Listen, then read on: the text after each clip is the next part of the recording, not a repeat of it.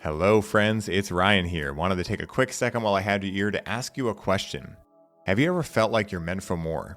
That there's a higher version of yourself just waiting to be unlocked? Well, if so, I've got something special for you. I'm inviting you to join me for Breathe with Cannabis, the Quantum Leap Edition, which is a transformational 3-day online retreat from January 17th to the 19th, where we will be diving deep into what it means to become Human 2.0. This is all about stepping into a version of yourself that leads with love, integrity, and alignment, where you're fully tapped into your mission in life. Over these 3 days, we'll be combining the powers of intentional cannabis use with guided breathwork and proven practices to help you quantum leap into your next level. So don't miss this chance to connect with a like-minded community and experience breakthroughs like never before. To find out more, head down to the show notes, click the link for Breathe with Cannabis, and I will see you all there. Now back to the show.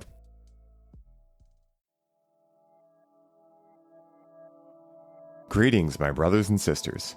Sending gratitude to all of you who are joining in today to accompany us down the rabbit hole of self-exploration through plant medicines. My name is Ryan Sprague, and I'm here to tell you that your frequency is now set and tuned to explore psychedelic medicines and the impact they've made among the countless psychonauts exploring the last true frontier. Buy a ticket and take the ride with me as we get true first-hand accounts of the experiences, benefits, risks, and transformations taking place within the ever-expanding world of psychedelic medicines on This One Time on Psychedelics.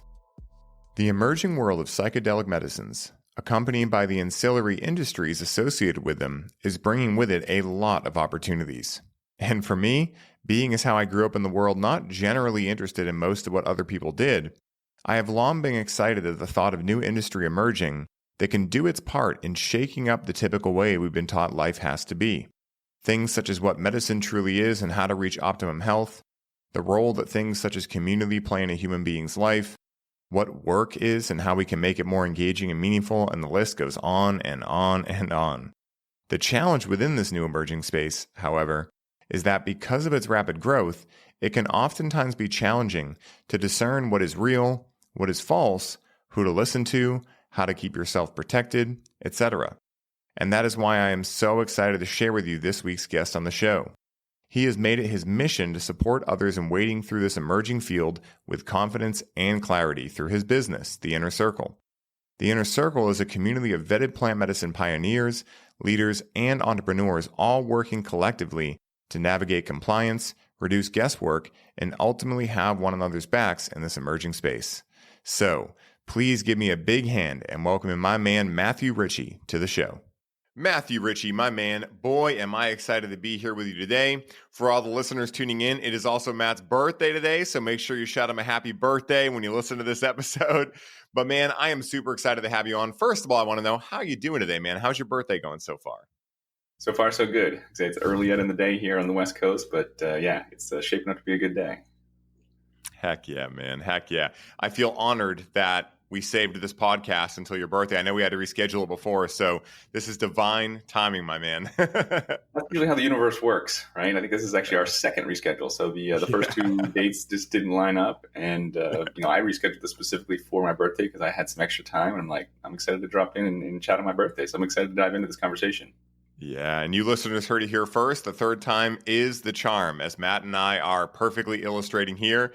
And Matt, I'm super excited to dive into a lot of different topics that, are relevant to your life. But where I like to start these episodes out is how you first even found out about psychedelic medicines, how you got interested in them too. Because finding out and then being interested are two different things, right? Did they happen at the same time for you?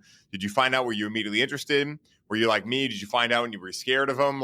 How did that journey start off for you? Yeah, that's an interesting positioning of the question. I hadn't really even thought about that till right now. I think I knew around psychedelics, of course. Growing up, I grew up in central Pennsylvania, and we had the whole DARE era programming. So for me, all drugs were on the same level. Cannabis, heroin, crack, cocaine, all the stuff that they tried to scare us into not using were all in my periphery. But as a kid, I didn't use any of them. And I actually didn't even drink alcohol until I was almost 21. So I was just very disciplined. I was racing motocross and just had other things I was doing that was more health focused. And then, I actually used cannabis for the first time when I was 27. And it really kind of opened up some things in my life. And at that point, I actually started to just become more aware of some of the things that other people were using, psychedelics, mushrooms, and other things like that, that periphery in my friends and my other people that were using cannabis and other plant medicines. So once I started to open up to cannabis, it's like, oh, well, this isn't what they told me it was. So maybe these other things aren't exactly what they told me they were either, right? So that kind of started the journey of kind of being interested into what these other things are. I'm very curious. I'm like, well, if they've told me one thing and I've learned this other thing is true, I'm curious to what else is true, what else I've been lied about, right? So for me, cannabis was actually a doorway to a repressed memory as a child. So I had some sexual abuse as a kid, around 10 or 12 years old. And, I had a repressed memory until I was 27, and cannabis actually blew the lid off of the veil that I had been putting between me and that memory, and it really exposed the trauma that I had. So for me, I was actually then now seeking out psychedelics specifically because I was feeling like they would be a tool for me to help my integration and my healing process. So for me, people always laugh when I say this, cannabis was technically my first psychedelic. My real first psychedelic journey was an ayahuasca journey. So I'd done cannabis for a couple of years. I had known that the trauma was there. I was kind of working through it, but I just felt like there was something else I needed to kind of kind of take the lid completely off and take the veil completely down of what I had previously experienced and what my trauma was hiding from me. So ayahuasca was really my first, real psychedelic experience. So I kind of went deep on the first one. This was the spring of 2013, I think. So it's been over 10 years now that that first psychedelic experience happened. And then from there, that really helped open up my eyes around a lot of things. And like I say, there's tremendous healing that was from that just one episode. And I, of course, did some integration, some EMDR therapy, and some other smaller than psilocybin journeys to kind of continue to integrate over the next couple of years. But that was really my first iteration with it. But psychedelics have played such an amazing role in my life, both in healing my personal trauma and my previous childhood experiences, but then also a couple years later, then I think it was 20. I was getting married in 2016. So doing that kind of helped heal me and make me a whole as a man, which sounds kind of weird. In this state of being sexually abused as a young kid, you kind of have some confusion and you have some lack of self-confidence, right? And just didn't really feel like I had. I didn't feel like I was a man. I didn't really feel like I deserved to be with a woman, if that made sense. Yeah. So healing that alone allowed me to then be excited and then get engaged to my then girlfriend, now wife. And then right before getting married, I did a psilocybin experience. So that's, for lack of a better experience or definition, is basically psilocybin with an inhibitor that basically extends it and makes it a deeper experience, much like ayahuasca. Same, but different. Similar timeline, similar experience, but just different medicine.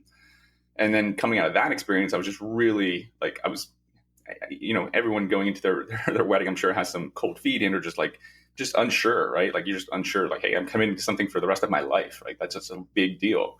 So for me, having that ayahuasca experience I think it was 3 weeks before my wedding, just completely cemented me into the decision I had made and really made me solid as, kind of bringing my confidence up. So psychedelics for me has been really a confidence builder, right? Kind of exposing my inner thoughts and my inner, traumas and my inner, beingness to myself, both to heal and be, give myself some self-love, but then also to see how badass I've been and how things I've done and the things that I've cultivated over the years.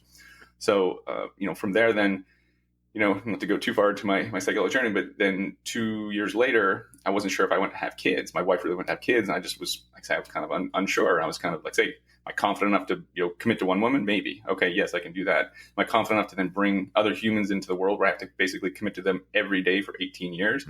I was not there yet. So, I had a men's group at the time. So we basically did an overnight backpacking journey. And, I took a whole 3.5 grams of mushrooms, laid in a field for about 3 hours, and came out of it just so excited to be a dad. I went through a whole process of envisioning myself as a dad, of all the joy and all the traumas and all the things that could go wrong, all the things that could go right. Coming out of that, I was just so excited to then be a dad. I have 2 kids. My youngest is 3. My other one's 6. So psychedelics have really played a critical role in all of my pivotal decisions, deciding what to really do with my life, healing my traumas, deciding to actually step in and be a man and become a father, or become a husband, and then become a father. These are big decisions, right? So for me, psychedelics has really played a key role into me stepping into what I knew I really wanted, but I was fearful of. So for me, was never really fearful of psychedelics because I didn't really know any better other than I just thought all drugs were bad. And once I realized that all drugs were not bad, then I started to be curious. And then that curiosity really just kind of brought me into that whole path that I just kind of described there, which brings me here today, which, I don't have as many deeper psychedelic experiences on the regular now just because I'm busy and I don't have time to integrate them. But actually just had after 5 years, or actually after 6 years, I just had my very first, I went 6 years between deep ceremonies, and I just had my very first mescaline San Pedro ceremony. Wow. So that was 3 or 4 weeks ago now. Amazing medicine as well. Much more gentle, much more easing, but it also, like I say, just brings up some forgiveness, brings up some things that I've been holding on to over the last 5 or 6 years that, like I say, you don't really know some of the stuff that's lingering in your conscious or your unconscious mind until you pull away some of those veils that the veil kind of keeps us safe, keeps us, not worrying, not stressing about some of the things that are happening or have happened in our life, right? So for me, bringing down that veil, that's what psychedelics really do for me. Like, can you give me that inside look under the hood and give me the full picture to make more informed decisions? I mean, that makes perfect sense, man. And everything you stated there, there's so many similarities between our journeys. I was a dare kid as well, thought all drugs were bad, and then when I found that cannabis wasn't so bad, I was like, well, what else did they lie to me about? And then I found conspiracy theories, which was a side quest, and fortunately I have a lot of Virgo in my chart. So I stayed pretty grounded with that. Could have gone off the deep end with that, but just really enjoyed, what cannabis and then, subsequently other medicines opened up for me. And you hit a nail on the head too, where you said curious, like curiosity. I think that's a very natural human trait. It might not be for the same things in each person, but I think to be human is naturally to be curious. And I think that, when we look at all the frontiers and, especially as men, right, the adventures, the cowboy era, things like that, and now we look at the way the world is today, I think a lot of us, not only do we fill in missing rites of passage as men with psychedelics, right, which is what you were kind of talking about there, of like having a rite of passage of like, okay, I'm now stepping into a deeper, masculine energy as a husband and then a father after that. And the other thing too that we do is, I think we allow psychedelics to not maybe fill in, but maybe supplement, to use that term, supplement the fact that we don't adventure a whole lot as most adults don't adventure a whole lot these days, right? Like, again, you and I think live a little bit of a different life because we own our own businesses, things like that. But for a lot of people, they'll have a very stationary life, and that's not a bad thing. It's not, a judgmental thing. It's just a thing. But I think that it's also very human nature to want to adventure and want to have experiences. And so I think it's a great kind of bridging of a gap to have something like psychedelics where, you got a busy life going on, you're a dad, you're a husband, you could connect with cannabis, go into meditation for an hour and have an adventure, have an experience. You could, if you have a, overnight trip with the guys, do a psilocybin experience, mescaline, et cetera, and explore what I truly believe is the last true frontier, which is the mind, And so I really, really enjoy you sharing those things because it brings up a lot of me of, what these medicines and what these experiences represent to me and how much they've really broken me open. Because that's exactly what, I always say with what you said, which was that you don't really know what's in there until you break it open. The way I usually say it is you don't know what you don't know until you know it. And even when you know it, you don't really know it. And then that just starts the cycle over again. So it's really cool to be able to hear that. Yeah. Yeah. And like I say, that curiosity, I think you're right. I think humans are naturally curious. I have 2 young kids and they're, curious by nature, right? And not only are they curious, but they seek out altered states, right? Throw me upside down. I want to feel this. So they spin around themselves until they get dizzy and fall, or crash into something. So that was something I noticed as well, is that we as humans are curious, but then we're also seeking altered states. And that's an interesting thing for me. So I've done a lot of research around altered states, and we're not unique in that sense. Like dolphins and jaguars and pretty much every elephants, all these mammals in the other beings in the animal kingdom are seeking or have ways to have altered states. And I think there's something about that. It's not escapism. It's more around changing your perspective, I think, and getting out of your normal everyday groove, right? And, people think it has a rut. Hopefully you have a groove, not a rut. But either way, a groove can be good, but it's like, okay, well, I've been in this groove, maybe I've been here a month, a year, whatever. It's like, maybe I need to, go up 30,000 feet and look at that. Maybe I need to jump ruts. Maybe I need to go over this way, right?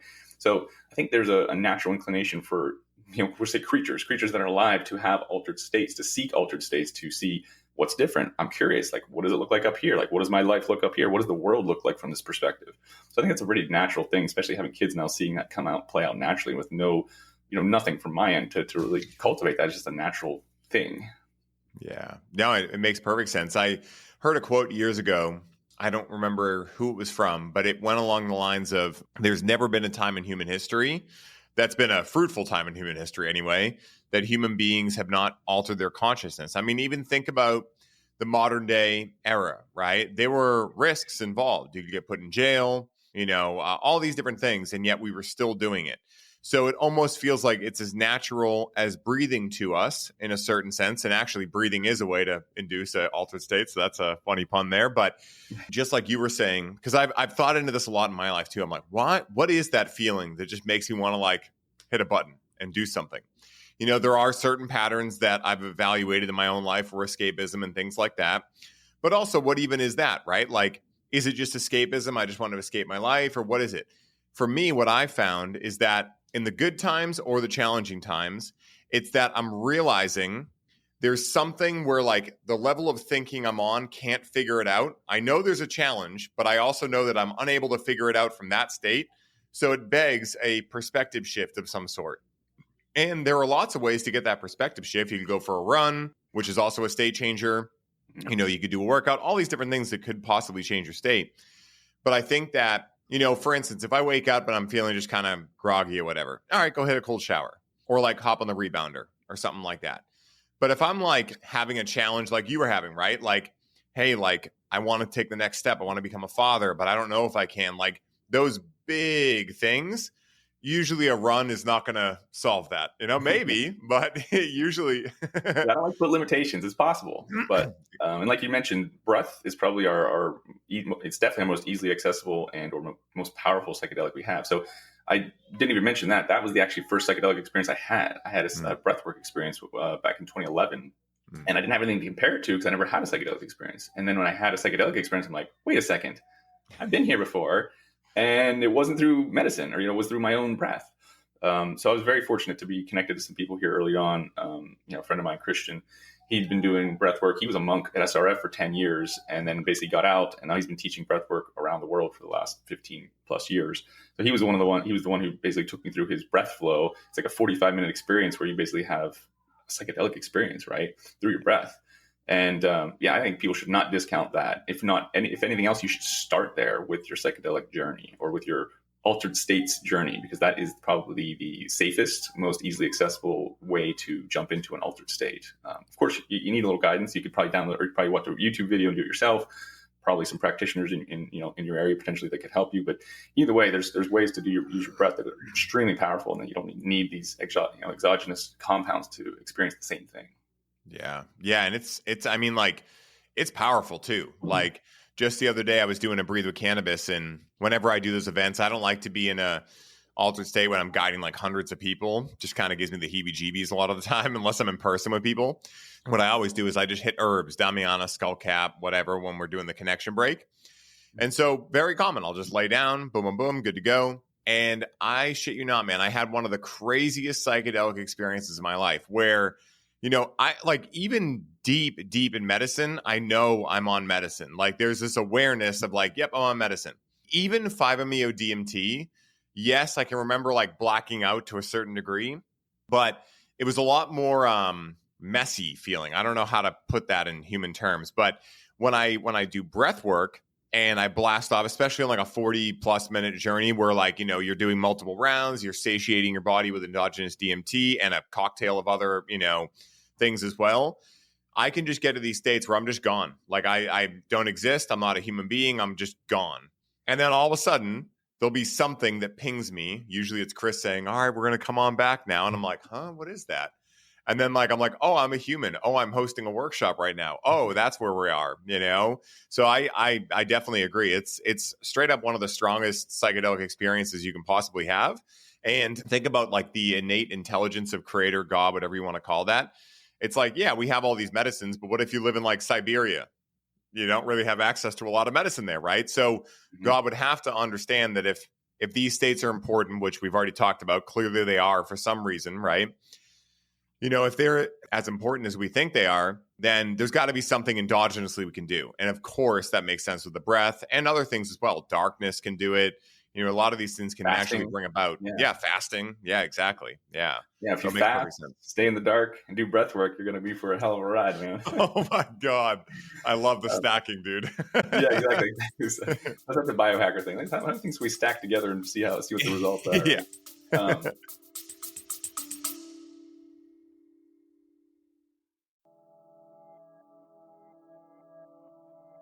What is up, everybody? I hope you are enjoying this episode with Matt. Such a great guy, and I wanted to share something with you guys. Whether you're aware of it or not, the world right now is calling for leaders. Humans who live guided by love and not fear. Humans who break through the limitations and inspire others to do the same.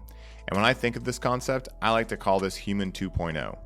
And at the Quantum Leap edition of our Breathe with Cannabis retreat, which is beginning tonight at 7 p.m., you'll experience 3 days of powerful breathwork and conscious cannabis practices that will shatter the barriers holding you back. And together, we'll awaken your courage, we'll align you with love, and we'll activate the powerful force within you that's been waiting to rise. Now, this is more than just a retreat. It's your opportunity to become the fearless, loving, and inspired leader you've always known you could be, and to kick 2025 off with a bang. So don't miss this chance to embrace Human 2.0. Like I said before, this retreat starts tonight, so make sure to head down to the show notes to find the link to sign up, and I hope to see you all there. Sending you all the love, and now back to the show.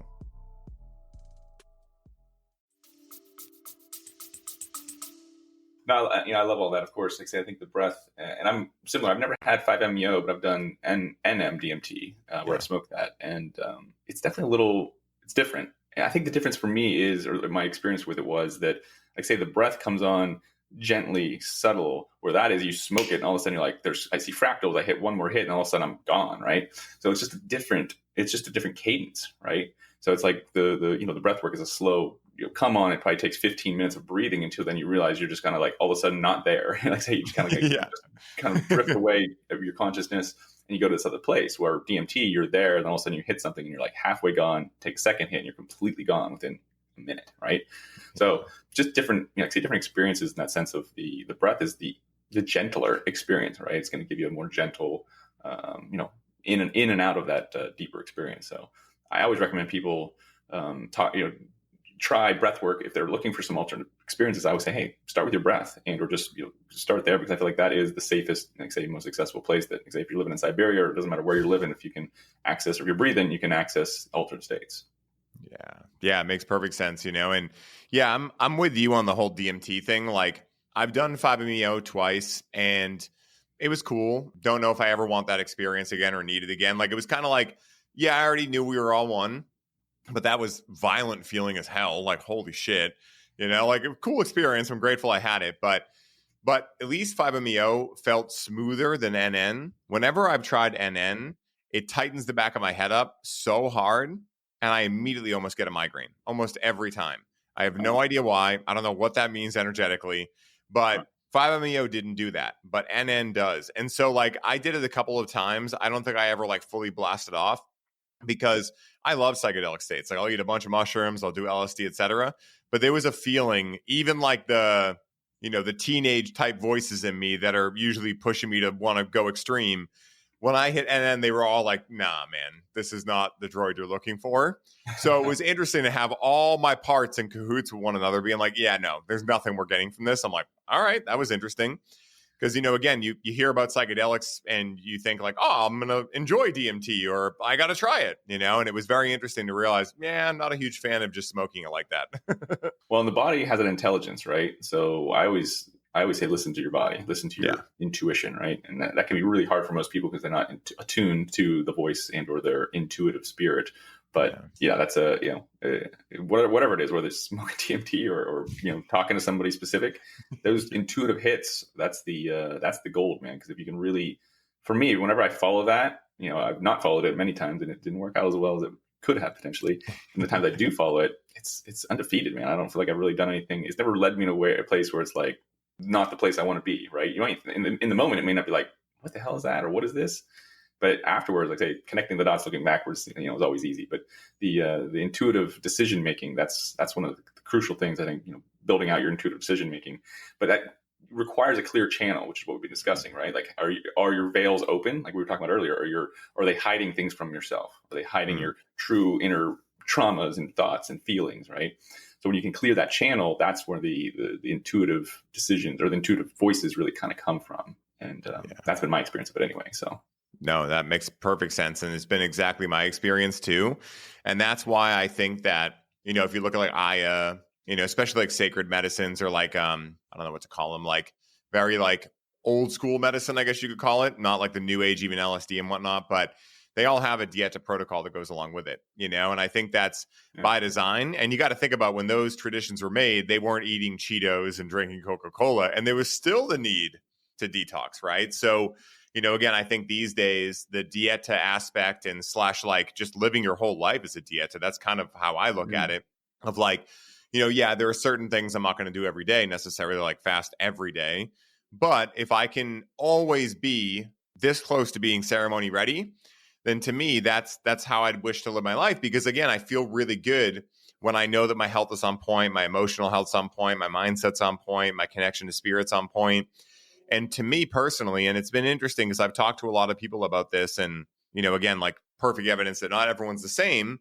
But like for me, like between my girlfriend and I, for instance, if she, we talk about going to Italy, we're going to Italy next May, and she's like, I'll eat whatever pasta and whatever. And I'm like, I'll eat whatever is going to make me feel good, So like there's a difference there, right? Like she'll eat things that maybe won't make her feel good, but because it makes her soul feel so good, she may actually be able to alchemize and it's fine, right? Whereas for me, it's a little bit different. Like I need to know the food I'm eating is high quality and like not gluten, anything like that, in order to feel really good around it.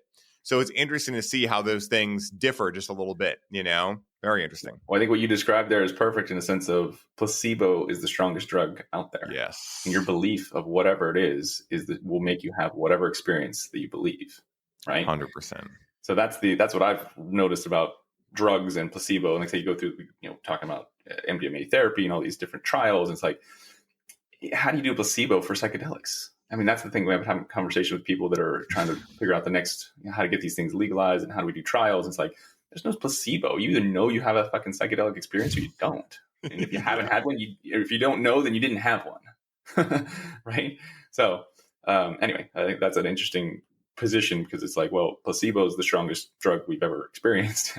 And, there's no testing against that. It's really hard to test that against psychedelics because it's such a, anyway, I think that's the belief in the placebo is interesting. Although I have heard going to Italy and European countries, eating pastas and everything is actually much healthier than here. So I've not been to Europe in 15 years now. So I can't speak into that, but I have friends and other people I've listened to that speak specifically about going to Italy and other places, and they eat not great and they actually lose weight. It's crazy. Yeah. Like, I don't know. I think our food system's always a little bit messed up and a little bit convoluted at this point. But I think what the point is taken is like, if it's not making you feel good, are you eating for pleasure or are you eating for function? And I think that's the whole thing. It's like most women eat for pleasure. My wife, she loves food. She's more of a foodie, right? They're more emotional. It gives them that emotional connection. It feels good. It tastes good. It's like a whole experience. Nothing wrong with that. It's great. It's beautiful. It's one of the pleasures of life, right? But if you do that daily or every meal, you're probably not going to end up on the good side of your health, right? So I think, having that balance, or even having, I like 80-20, but usually probably with food, for me, it's 95-5 in a sense of I'm eating well and intuitively 95% of the time, and 5% of the time, eating kind of whatever, right? Or eating things that maybe make me more pleasureful. But for me, I'm very same way. Like for me, if it doesn't make me feel good, I don't care how good it tastes. I mean, sometimes maybe I'll have a bite or whatever, but I can't gorge on a meal and then feel good afterwards. It just doesn't feel good for me. So, yeah, no, I 100% feel the same. And it's funny because like, between Rach and I, like we joke about it, because again, I do highly believe in the placebo effect. I honestly believe that psychedelics / anything in our lives that allows us to feel a little more empowered, or maybe a lot more empowered, are really just training wheels, getting us to really settle in and integrate into the fact that we are the creators of our reality, right? Like this whole thing that modern day humans, at least to my observation, don't really think about too often, right? Like, who am I? What am I? Where do I come from? Where am I going? What is my purpose? I think that the machine, if you will, some may call it the matrix, whatever you want to call it, is very good at keeping us distracted into systems and things like that. But again, what does the psychedelic experience show you? It shows you like there's a lot more going on here than I think about very often. But once you have it, you're more apt to think more about it. But I think like, what I found is that there are definitely, with the consciousness shift of the planet happening currently right now, there are a lot of things that myself, I'm sure you, many people I know now are tapping into that would seem otherworldly, paranormal, etc. And I think the thing that we're going towards is just realizing, hey, we really are creating our reality. That's not just some cool saying we say. It's like, no, literally, whatever you believe is what you'll become, period. But there's no right or wrong, no duality, nothing. Yeah. And honestly, that was my big takeaway from my ayahuasca experience. So previously to going into that experience in 2013, I consumed 10x what I created. I never considered myself a creator. I never considered myself creative. I didn't grow up thinking I was creative. I didn't write. I didn't draw. I didn't do music really. So I never really considered myself creative. I didn't consider myself a creator, right? But apple trees produce apples, right? Creators, we're born from creation, right? So it's like we are by definition creators. And like say the system we have is thoughts, beliefs, actions, reality, right? So we are literally creating our reality with every thought we have. So that was the biggest takeaway I had from my ayahuasca experience, is really an empowering, hey, I'm a creator. I'm not a victim. I'm not this. I'm not a consumer. I can be a victim. I can be consumed, but I'm a creator, right? And I never had that frame for me. I had that frame for other people who were special or people who were doing big things, but I was not that. That was not me. So that was actually the biggest shift that really took me out from being a consumer to and then creator, was that realization that we are all creators. We're born of, we have to become, or we are creators, whether we realize it or we want to take that responsibility or not. We're creating our reality. Yeah. I mean, it makes perfect sense. You know what's funny about it too? And these are like the things that dawn on you that make you laugh so hard during psychedelic experiences. When you see yourself in the past saying, I'm not a creator. And as you're saying that, you're realizing from this, like third party perspective, like, wow, I just created a world in which I wasn't a creator from what I said there. And that was me thinking I wasn't creating, right? Like literally even the breath you took to say that is a creation, And I think that, at least for my own personal world, because I, grew up in the modern day world, I thought that like creatives were like you were saying, right? Like, do I paint? Do I write? Do I play music?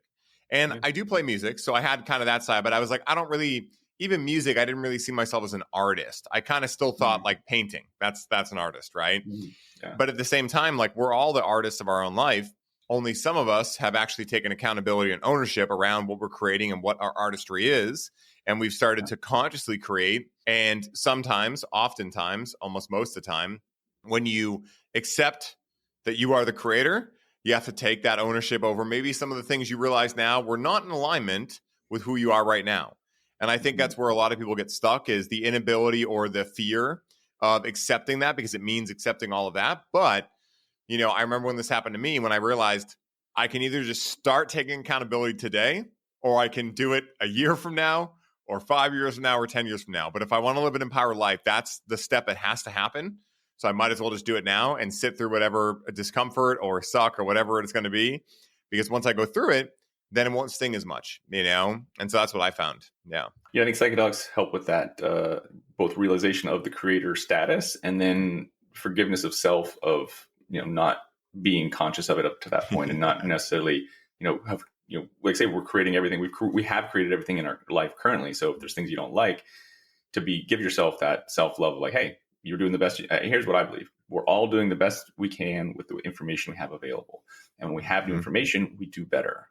And so to give yourself that space, that unconditional love of like, hey, you were doing the best you could.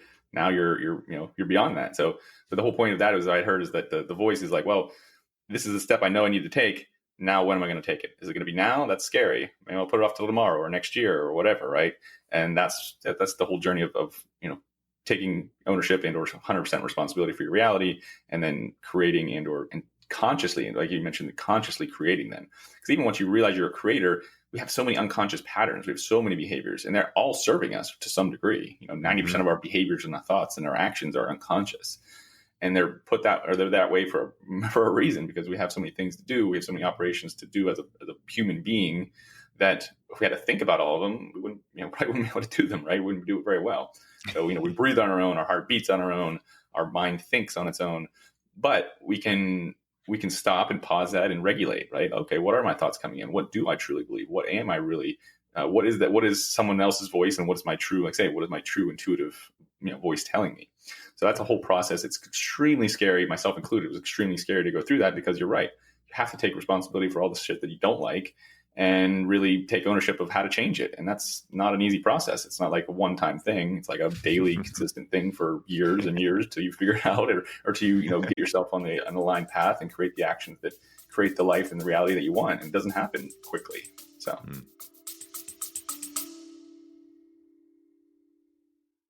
What is up, family?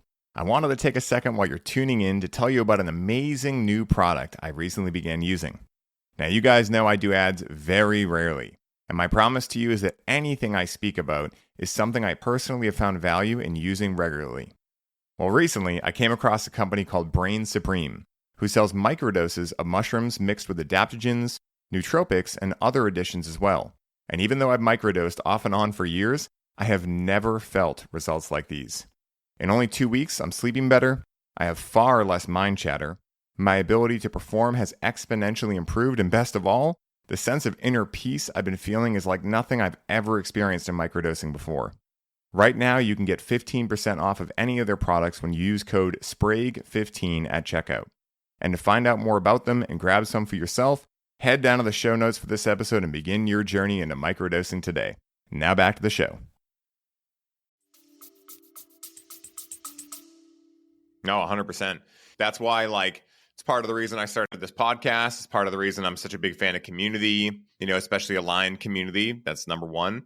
But when you're not alone on this journey, and that actually it can be a really fun journey of everything you just said, right? Because I think that for me anyway, when I first became aware of this stuff about 10 years ago, what started happening was it was almost like when Kevin in Home Alone is like, I made my family disappear, right? Ultimate fear around his creation. But then it was it took a little while for me to be I made my family disappear, right? Settling into that empowered version of that. But what helped me a lot was having other people around me that I could tell were on a similar journey. That's why I've loved athleticism, music, any hobby, because even if you're an artist and I'm a carpenter, we can connect around the idea that it took a long time to become good at something that we really love, And so that common bond, especially when it comes to consciousness, right? And consciousness transurfing, right? That I think is, for me, why I love doing what I do with community and things like that. And I know that's a lot of what you do, with community as well. And I want to talk about that real quick and how that kind of came to be, right? When did it stop being just hey, I want to have these experiences and I want to help my own trauma heal and things like that. When did the call start opening up to, bring this to a bigger stage and start supporting more people and really bringing this to the entire world?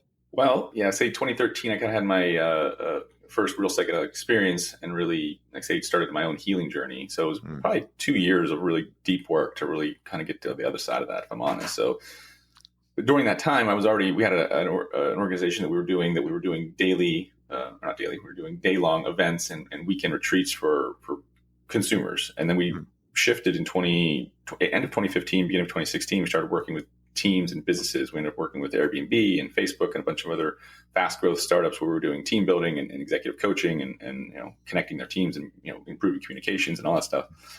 And in doing that work, I realized that was the secret to the sauce of successful organizations or successful humans, right? Having that group or that container for people to open up into, to have the space to speak into whatever's needed for their maximum healing and or maximum integration, right? Because we're always integrating. We're integrating thoughts. We're integrating experiences on a real-time basis. And the quicker we can do that, it speeds up our chemistry as a team, as a unit, right? So that's when I realized that was the secret to the sauce of success in a lot of ways for humans.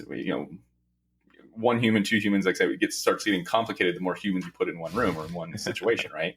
So the more we can align people, the more we can open their hearts and get them connected to whatever the mission is or whatever it is that they're there for. Like that's a secret sauce that, most organizations, most companies, most people haven't really experienced at that level. So that was when I realized that was needed that was not normal. And it was something we were cultivating within these teams and these executives that was just very, it was creating exponential results, we'll say. So speed forward, then my daughter was going to be born in September 2018. I was exiting that company after 5 years, and I didn't know what I was going to do. My daily meditations were kind of, keep bringing up that this work I was doing was needed. And I had friends in the plant medicine space, which was at that point CBD and cannabis, that were, basically pretty jaded by the industry and the people in it. Yeah. But like I say, my previous experiences, the medicine or my intuition, we'll say the voice of God kept telling me that this was everything I was doing was needed in this emerging space. Great leadership, connected teams, connected people, connected communities. These are all needed for these plants and these compounds to really emerge quickly and with safety and without the, we've had 50 years of propaganda, right? And it's going to take a little time to get that out. And without some sort of like major event, which would be shocking, you say we talk about that slow drip, right? So you need to have that slow drip in. So anyway, so we've basically been for the last 5 years cultivating community in the plant medicine space. Like I say, my intuition was very, very strong and very specific that I needed to basically cultivate leaders, because leaders were going to take these plants and these compounds to the next level. Not a business, not a product, but leaders who have great vision, who have great integrity, who have great speaking skills, who can communicate to the masses, right? So that was all the things that I was already doing, not necessarily for plant medicines, but it was part of the work we were already doing. So, just essentially shifting industries and coming into this industry, while it seems easy and whatever, it's actually been quite challenging because we've had to educate the entire industry around what a mastermind is, why leadership development is even needed. Like a lot of these companies that are having a hard time paying their bills, so they're not going to spend $10,000 to coach their team and build greater trust and communication and all that. Like that's a type 3 problem. They're still at level 1, right? So it's been very challenging in a certain sense to get major traction in this industry. We've had some really great, small wins here and there. We've been cultivating, our connections in our community. We have, almost 100 members now. I think we have 93 members as of this morning. So it's really been a slow 5-year journey, which is perfect. Now, looking back, there's always frustrations. You wish things happened quicker. You wish things, this or what. Like I say, looking back, everything. This is my mentor's. This is what I still live by. Everything's happening to my maximum advantage. Whatever it is, whatever's happening, however it's unfolding, it's there for your advantage. And whatever you thought it should be, whatever expectations I had, I release those. I say that's one of the things that psychedelics is really helping with as well. Surrender.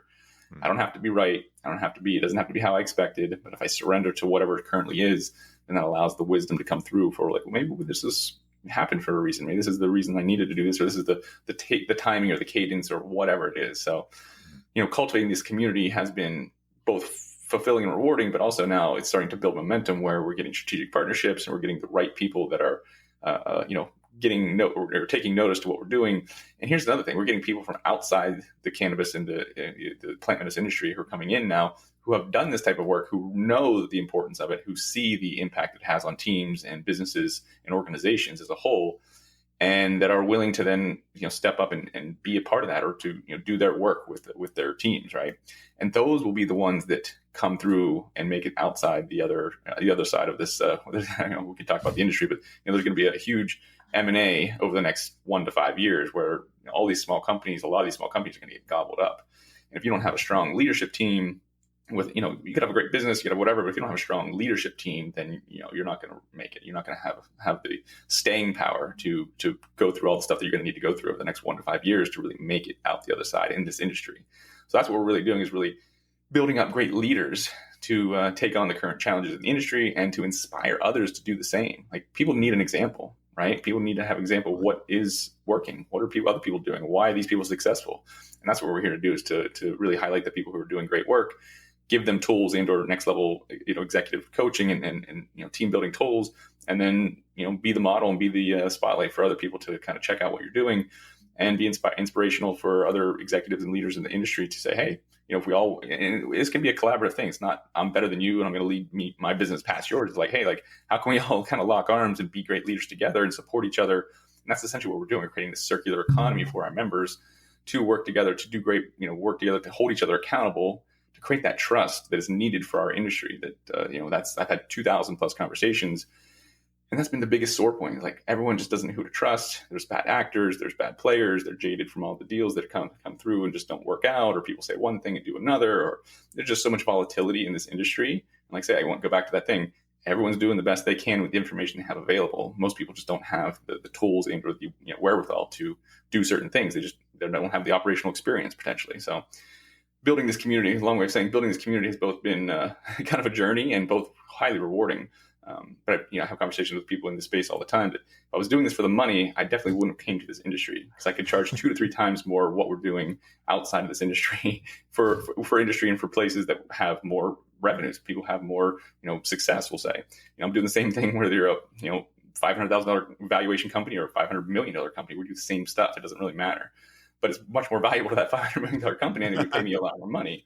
But my point being, if I was doing it for the money, I wouldn't be here. I wouldn't be continuing to cultivate this community, because it's not about the money. And money's important, and it's part of the factor, and we have to have money to make the system go. But it's not the driving factor. We talk about people, planet, profits, purpose. So we're really looking for people who are on purpose and creating on purpose to collaborate with and to build our network with. Dude, I love that, man. And it's so funny, Matt, as you were saying, specifically around, let's say, the hemp and cannabis industry, because out of any psychedelic, that's definitely the most established one. And also, there are a lot of people doing the best they possibly can.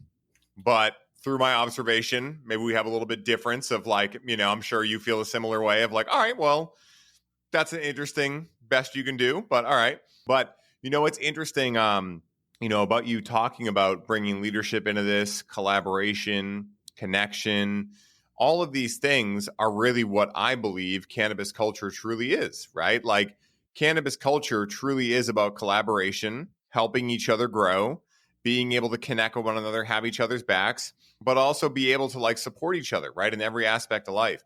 That to me is really what cannabis culture is. And that's why I love what you do so much, because what you're doing is bringing cannabis culture back into the cannabis industry, which is part of the challenge of the cannabis industry, is that a lot of the people that ended up becoming big in the world of cannabis were not the people in Northern California in the woods who understood cannabis culture, right? Because a lot of those people wouldn't resonate with all the red tape of the legal industry and things like that. So a lot of the people that got into it were the people that were in finance or real estate or whatever. And that's not a bad thing objectively, but it's a thing. And it's almost like if, a bunch of real estate people started buying up muscle cars, right? They'd be buying them on very different characteristics and different reasons than people that understood muscle cars, right? They'd also be going to the events and treating people very differently than classic muscle car kind of people would do, right? So again, it's very similar to that. And I think that there is a need for, I imagine, based on the belief we both have, that everyone's doing the best they can and always wants to do their best, which is a really good perspective to view humanity through. And I wanted to comment on that, because when you do it that way, it makes you see things a lot differently, And so I wanted to call attention to that real quick. But I think what you're doing so beautifully is for people that are unaware what cannabis culture is, because they just don't know. They weren't in this or whatever, but now they're in the industry. They found a job there, or they've started a business there.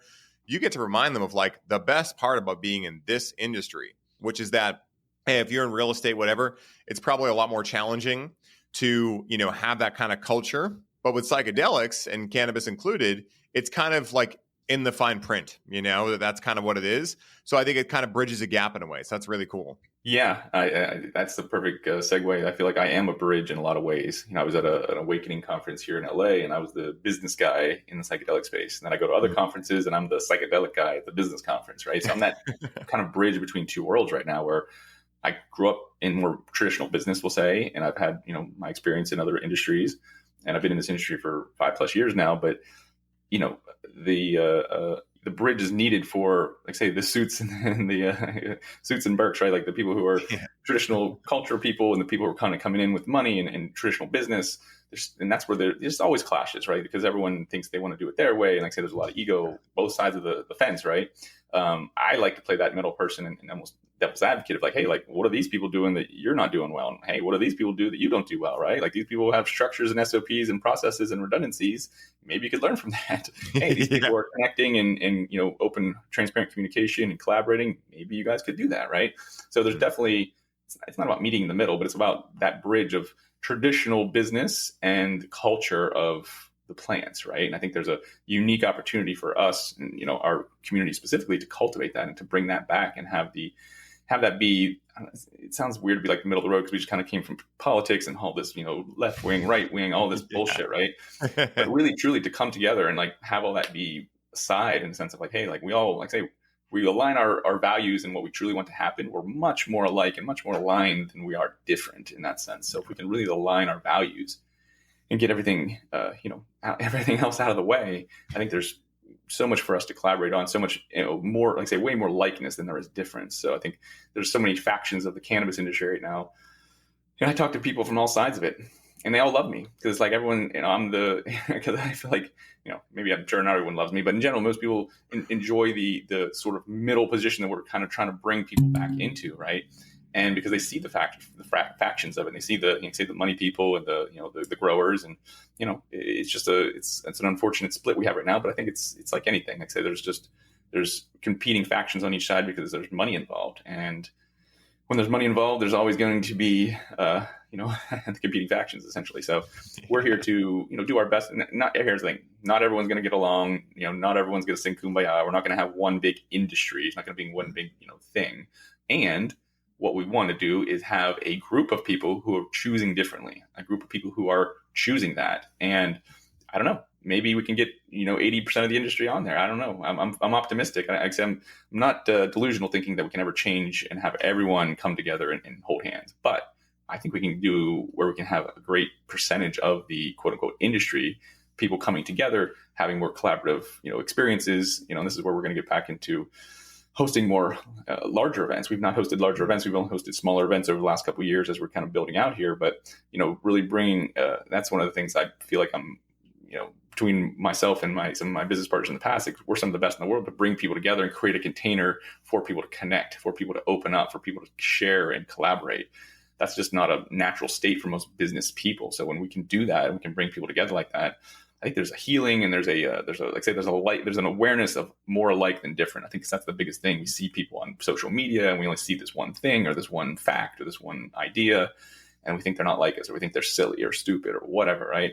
But the reality is, I talk to a lot of people and we're all way more alike than we are different. And that's what gives me hope, because I truly do connect with people and I truly, talk to a lot of people, and there's not this divide. There's not this big, I don't see this huge gulf that is perpetuated in the media and all the other conversations. So for me, that's an optimistic thing, that where we can be that bridge or that place, that island in the middle where people can then swim to, and then maybe we can grow the island and we can maybe connect both the shores. I don't know. We're open to any possibilities. So. Dude, I love that, man. And, you brought up some really good things there. I mean, everything you said so far in this episode has been fire, but, there was specifically the idea of like how, if you want to call it the mainstream, to kind of just lump it all together and generalize it. But, the mainstream, to me these days, its main job is to pull people apart, right? Through media, thirst traps, all these things, right? Just cause chaos is basically what the mainstream is all about, right? And I think that all of us deep down want something different than that.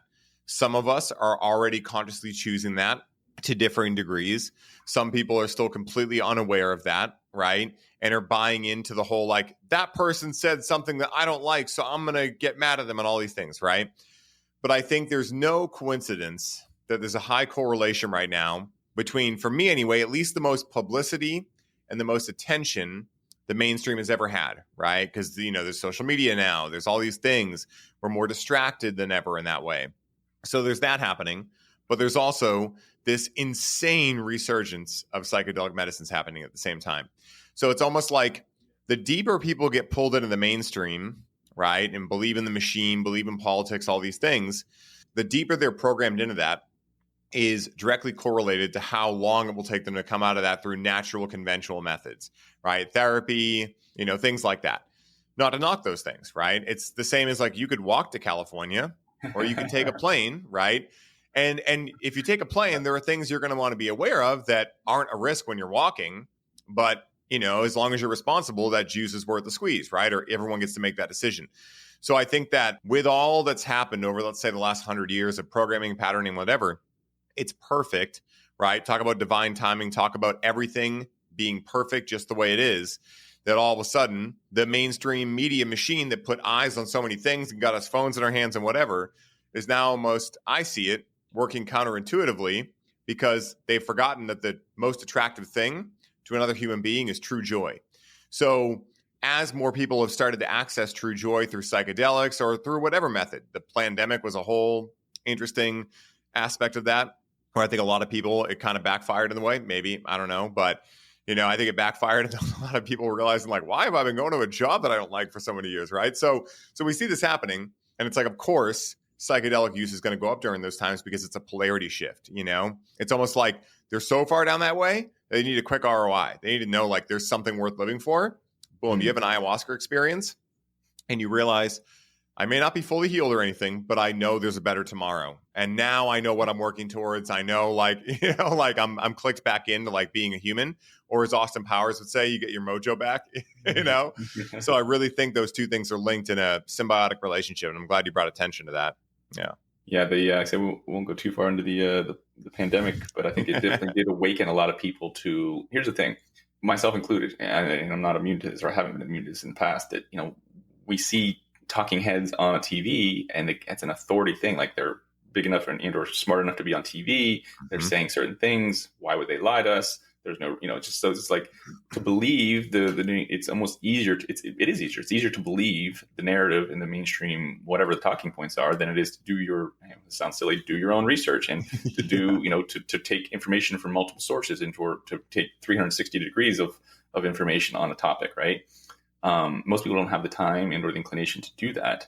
And they're happy. Here's the thing. It serves them. It serves their, I hate to say their ego, to basically say, hey, this is right. This is the world I know. This is safe. This is, all the other things are unknown. And the unknown is extremely scary for the unconscious mind. It just wants to keep you safe, right? So anytime there's unknown, that it's just like, I can't go into that. That's a path too far because it's unknown. So I think it almost forced people into the unknown because these people are actually lying. Like I can see it. They're literally lying to my face. They've said things that are completely untrue or exact opposite.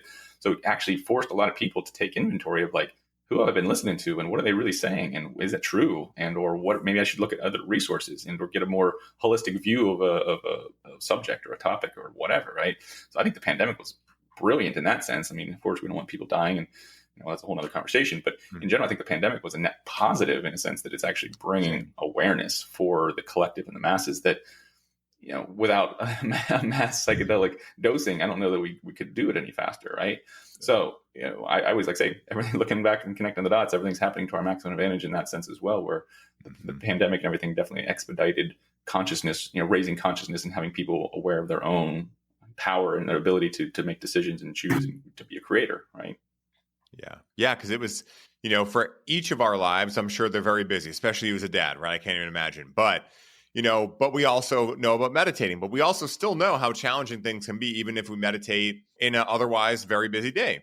Well, think about like the average individual that's like, going, they're completely like, let's say asleep. And that's not a bad term. It just is what it is, right? There was a point in my life where I totally was like, it's not anything to be shameful over, but they've bought it into the myths, right? And all these things. And then all of a sudden they get 4 years of alone time. Like it's like you can't run from it, there's only so much movies you can watch before you ran out of shit to do to distract yourself. So I feel like, aside from dosing the planet, which is not responsible, like I get why Timothy Leary got to a point where he was like, just fucking dose the planet, let God sort it out. But obviously we know there's a lot of people that couldn't handle that. But think about like the next best thing. It would be something like a COVID, And so again, like you said, I'm not supporting people dying, et cetera. I have a lot of very interesting beliefs in that. We'll have to do another podcast about that on terrain theory and things like that. But it already happened, so we can't go back and change it. All we can do now is try to find the most empowering story, the one that allows us to become the hero in this story and allows us to become inspired from it, So that's what I do, that's what you do too, right? Like looking back in hindsight, it's like, all right, this thing happened. How can we see it through the most empowering lens and move forward, And I think that's a a true, quality of someone who's, first of all, spent time in the shadows, right? But also realized, to my understanding anyway, which I'm not saying is objective in nature, but for me, I've realized, like, just like you said, we are all one. We're all doing the best we can.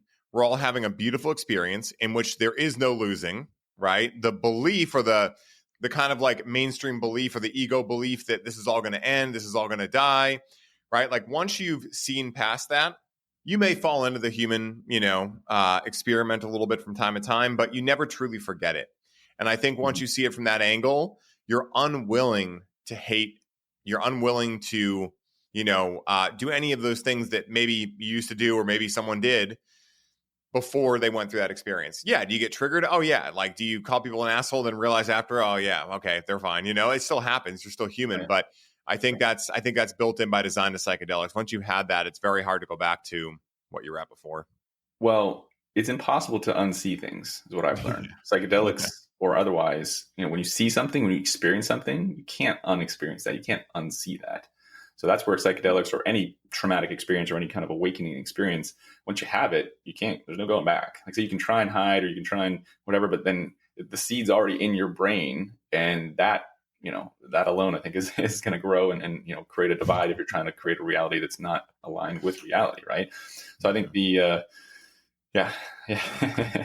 There's definitely a lot to unpack around the pandemic around that, because I feel like that definitely, it helped. That was an impetus for a lot of people to have and take on that challenge of, dissecting their beliefs and dissecting their thoughts, and, or to start their own journey. I can't get over how many people I've talked to in the last year or two that had their first psychedelic experience during the pandemic.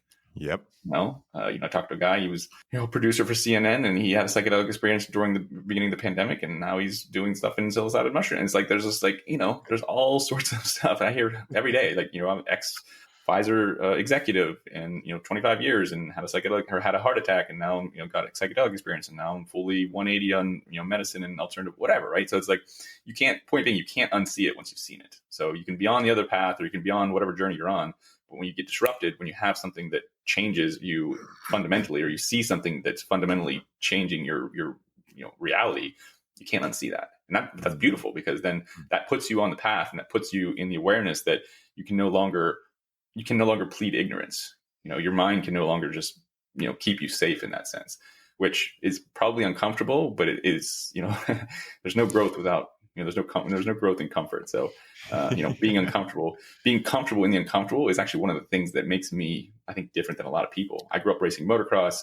Like, say, you talk about, ice exposure. I've done everything, where physically, mentally, whatever, of course, I'm sure there's more extreme things I could do, of course, but I put myself to the edge, and toward my mind and my physical body to the edge of things, where it's just different. Once you've experienced that, this is easy. Like, I'm sitting here, it's warm, I'm talking to amazing people. Like, this is fucking amazing. This is the best life ever. Right.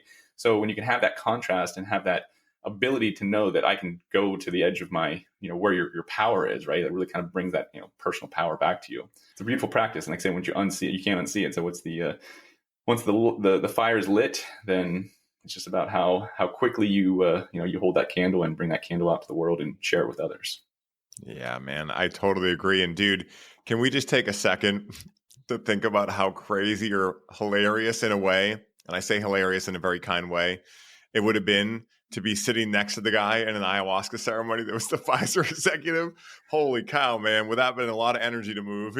Like, that would have been an interesting experience for sure. I mean, I truly believe that, God, creator, whatever you want to call that, is down for whatever experience possible, right? I think, obviously, based on what I know from Course in Miracles and other things that I've read from my own subjective view of the world, I realize that good and bad duality is not reality. It's something that we've bought into from the ego's myth and this dream reality we live in. But it is very interesting and fun, in a way, to watch all the different expressions of creator express itself and have experiences, And so to me, like, the Pfizer executive is just as valuable in terms of experience as the monk, because they're both teaching God more of the infiniteness of what it can be, and that's the role we all get to play. And, that's how I like to look at it, because again, when you start, my experience, like, when you start looking at like a Bill Gates or Anthony Fauci or any of these kind of people as evil, well, again, that first of all creates duality. Second of all, it pulls you down to where you think they're bringing you, but now you're pulling yourself there. So I've just realized over time, like I can have discernment, like not my flavor of ice cream, not my people, not the droids I'm looking for, but I'm going to wish them the best because it's the golden rule, right? Like how would I want people to treat me? How would I want me to treat me with respect and, good-natured intent? So yeah, it's interesting, but definitely psychedelics have taught me a lot about that.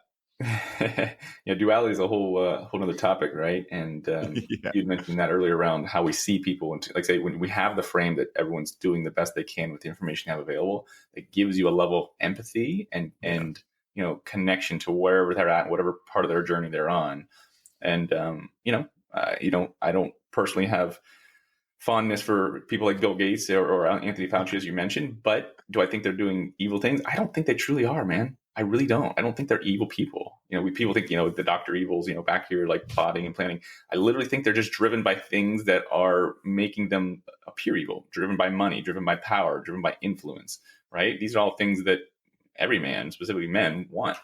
And so I can't say that they're evil. That's not an evil thing to desire those things, but it's an evil potentially to take it beyond and or to impact people in a way that I think is potentially negative. But either way, I don't think they're evil people, right? That whole divide of like they're bad and I'm good, like get off your high horse on that one, right? I'm definitely have essence of bad. I'm sure like have essence of things that people think I don't know about evil, but essence of people that don't align with whatever I think or do or say, right?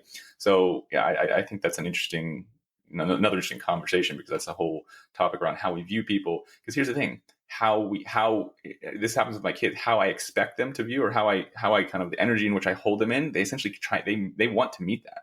Yeah. They don't see that and say, "Oh, I want to be the opposite." They, especially when it's good, like they want to feel good or they want to be seen as good. Like people want that. So when we see them as evil, it's almost like people feel that energy. Like, well, I'm just going to do whatever anyway because that person doesn't matter, right? But if you see them and you hold them in the highest regard, or you think they're doing the best they can, then it almost like gives them invitation to like, maybe it's an invitation to take some inventory. Like, okay, maybe I am, or I have done something, out of alignment or whatever. Right.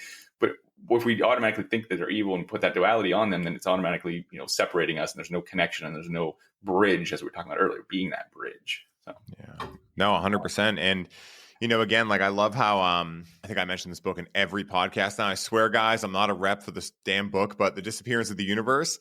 It's like the best book I've ever read in my life. Highly recommend it. It's by this guy, Gary Renard.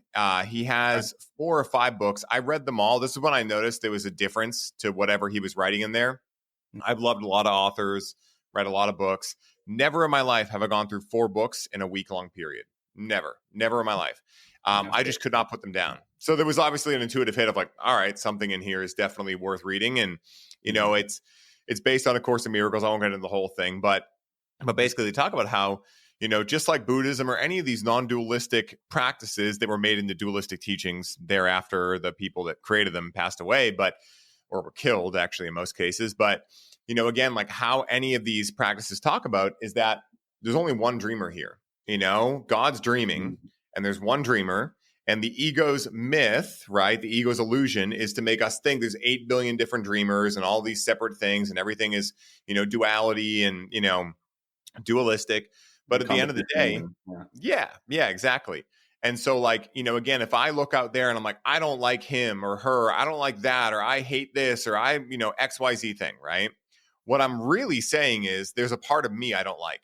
And to the degree that I believe that parts of me are unlikable or bad or any of these like irredeemable type qualities is the degree to which, first of all, I haven't reckoned with my own shadow. Like you said, like, where is that inside of me? Like, because we all have, if you come from oneness, then even in the illusion of somethingness, you are still in oneness. So anything you see in the dream of somethingness is actually relevant to your oneness, So it is very interesting to think about that. And I wouldn't say it's an easy way to look at the world, right? Very challenging, but so rewarding, so fulfilling. And that to me is the mission I'm working towards more and more every day now. It's just, having discernment. I think that's an essential piece of the puzzle here in life, right? I'm not saying just go run up to everyone with guns or whoever and hug them and be like, you're God, I see you, right? There's obviously, some things to be aware of, but but using discernment and not thinking about it after that, not holding disdain, just saying, nope, that's not my person right now. And if they change, cool. But, nope, it's not personal, but I'm just not going to give that attention, And I think that's also part of creating your reality, right? Just like what you give attention, energy flows to. What do they tell you in school about bullies? The more attention you give them, good or bad, the more they're going to keep doing it. So what do? Eventually, you just ignore the parts of your life. That's why I don't watch the news. I know you don't watch the news. I think that's the argument a lot of us have with these things is like the whole idea that you need to know though. It's like, no, I don't though, because I actually haven't known what's been on there for years and nothing has changed in my life. So when you start seeing that in one area, how you do anything is how you do everything. So now I've just decided to take out every possible thing I can that's a distraction and just focus on the reality I want to, because no matter how much I might think based on what I've heard that I can affect something overseas, unless I actually go over there myself, I don't really know if I am, so yeah, it's interesting. Yeah, that's as you say, being a father and multiple businesses, it's we only have so much energy, right? And if I'm spending my energy on things I have zero impact on, I'm giving away my power, right? Yeah. So when I can save and or focus my energy on things that are impactful, both in my life and the people around me, that is, I think, embodiment in the sense of we're not spending and wasting our time yelling at people online about things that don't matter, or say complaining or yelling into the ether of this should change. And I'm not saying, I think everyone, everyone's on a different part of their journey. I'm 41 years old now. So I feel like maybe at 21, that's your action is to go out and march in the streets or to do whatever, right? To take up an injustice or something. And that's not going to change the world, or that's not going to really change the thing. It can be a part of the equation, but having creating businesses or aligning incentives for organizations or doing things that change the actions of individuals, that moves the needle. And that's one of the reasons we exist. In a sense, the goal of Inner Circle is to to bring leaders of high integrity together, but to also to awaken leaders of other industries. So I have a book coming out next year called Elevated Executive, and it'll be around that and where we're opening up these doors to other industries or other leaders, whether it be government, finance, media, whatever, to come in and have these transformational leadership experiences, because I think we need great leadership in this next iteration of our world and our journey here.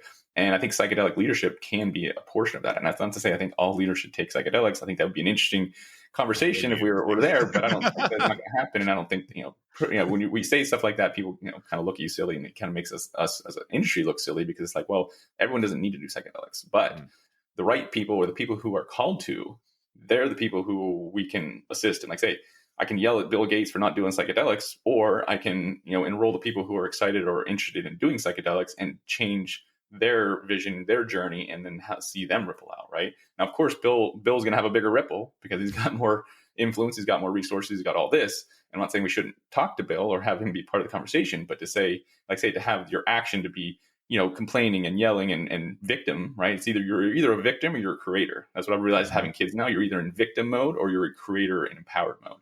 And there's no in between. So you're either, yelling and being victim, or you're empowered and you're creating. So of course, there's times when we, even when we say we're all human, we all lash out, we all have emotions, and it happens. But the less time we spend there and the more time we're in empowered mode, that's where you can make the ripples. Yeah, dude, I'll take nail on the head for 500, man. That was literally perfect. And, it's really funny too, because they say in, I think it's his third book, Gary Renard's third book, the one I was just telling you about. There's a great line in there where he talks about facing opposition as he went to go teach A Course in Miracles and share with people that two ascended masters showed up on his couch and started teaching him all this stuff, because he's like, this is awkward, and he was talking about how, one of the other teachers from A Course in Miracles that he became friends with told him, Gary, there's two types of people, your people and not your people.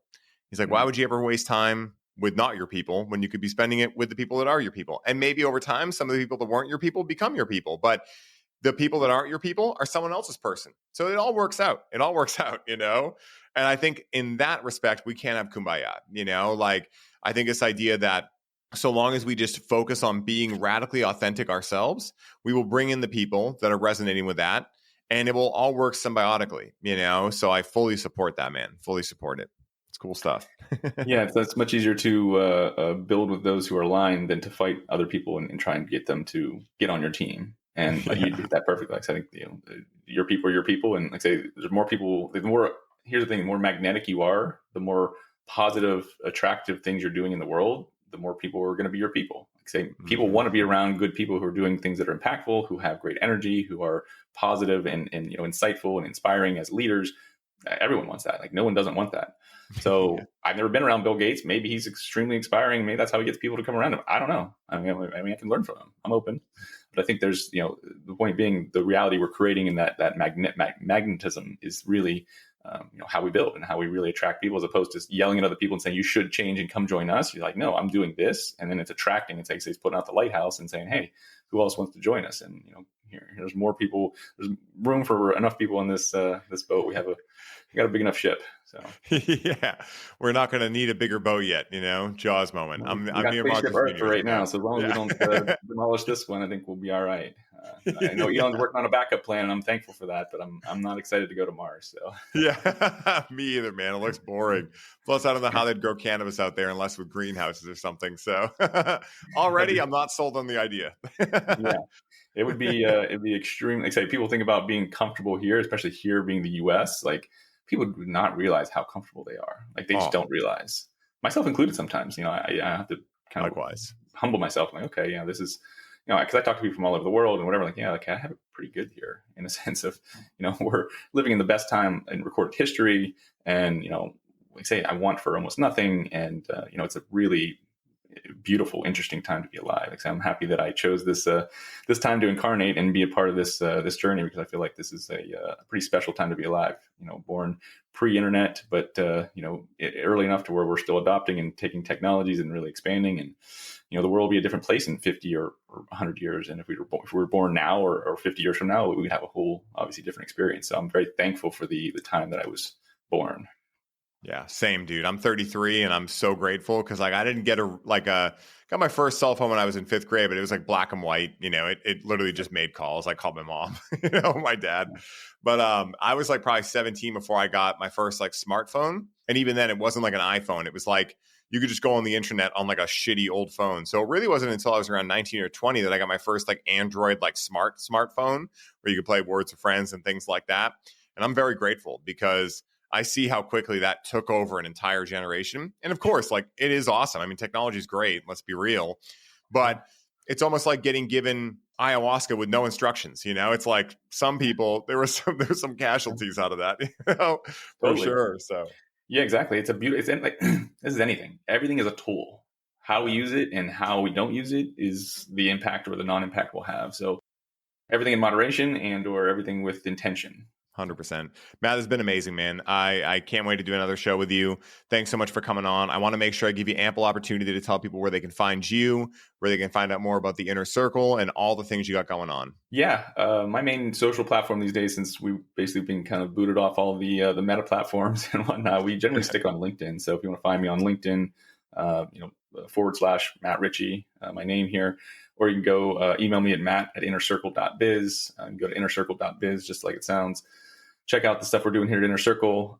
If you're in the plant medicine community, if you're either wanting to start a business or you're already operating a business and this conversation was resonant for you, reach out. Like I said, we are looking for the right people in this this emerging industry, in this emerging space, so that we can collaborate, connect, and like I say, bring leaders of high integrity together to do the great work and great education that is needed to really bring these compounds to the masses with safety and with efficacy and with the right people. Like I say, I think the leadership portion of it is not to go unnoticed, and I think that's going to be one of the main things we look back on and say that we had some great leaders that brought this to the media, to the government. And not to say we don't have some great leaders right now. We do. We have some great leaders. We need more. We just need more. It's the long and the short of it is that I talk to a lot of people outside of our industry, and no one really looks at us very fondly. Everyone kind of looks at us as glorified drug dealers. And the reality of it is, it kind of is. We kind of came out of the black market and we're figuring it out right now. And it's not a bad thing. It just is what it is. Like say, these compounds were shunned for so long that, we have to come out of the shadows. And the people are, people are doing the best they can with the information they have available. And we're really here to kind of be that bridge for traditional business and the whole culture of plant medicine and the healing that it can bring. So we're really looking for people who are out there doing, we're not, I'm not looking for like the CEO of an MSO. We're looking for people who have a business that's going to change the needle, maybe have a different way of introducing cannabis into these plant medicines to people.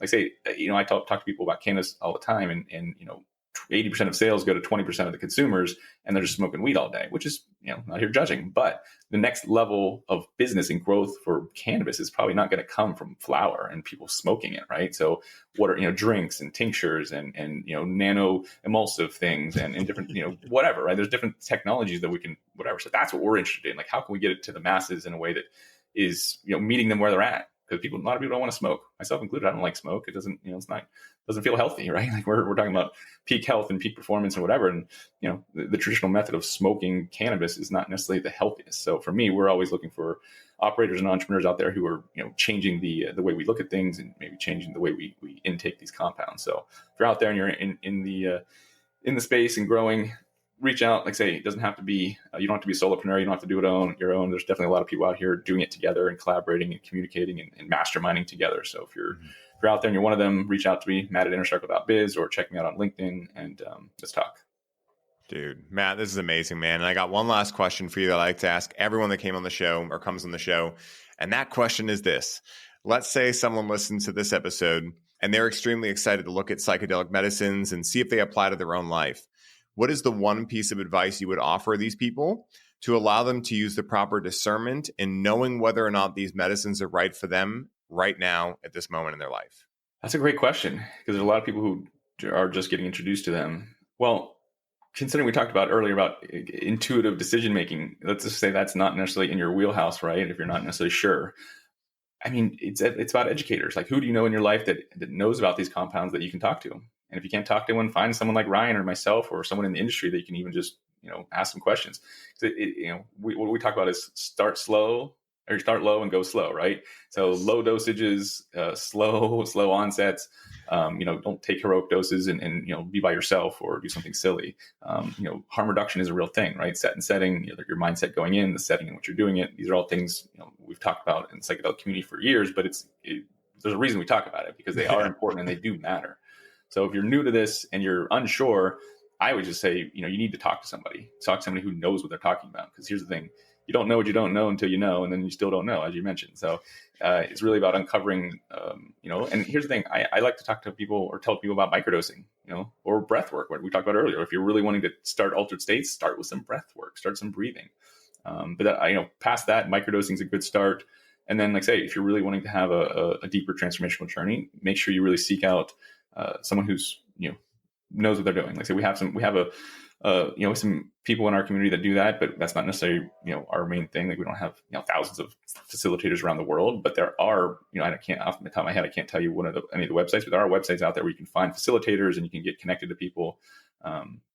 Just connect with people that know what they're talking about and or been in the space or have the experience of using psychedelics. Because here's what I've realized: everyone in that space. Not everyone, most people in that space are open and willing and want to talk about it, because they realize that most people don't have that space or don't have that knowledge, right? And they want to share. We all want to share knowledge, especially when we're feeling good and they can be looked at as an authority. People want to share their knowledge. So take advantage of that and say, and go and ask people about their psychedelic experience or about how they facilitate or whatever. And there's a lot of people who give you like a 30-minute consultation around potentially using psychedelics for free. So you can have a 30-minute conversation with somebody who's a facilitator or, who's already using these medicines, that you can then talk about what you're currently experiencing and if it's a good fit. And or like say, what is your diet leading up to it? Or what's the best way to kind of dip my toes in, microdosing or otherwise? There's a lot of ways you can get started, but it's all about education, right? It's about wisdom, and like say, cultivating wisdom is a beautiful thing, and we can share that and get people on that path. That's the goal. Yeah, dude, I love that, man. Guys, I know you enjoyed this episode. Make sure to check out the show notes where Matt's got all his info. Make sure to go check out the Inner Circle, especially if you're someone that fits the description that he just laid out. What he is doing is so revolutionary and it's fun. At the end of the day, I'm an entrepreneur. I would never want to do this alone, right?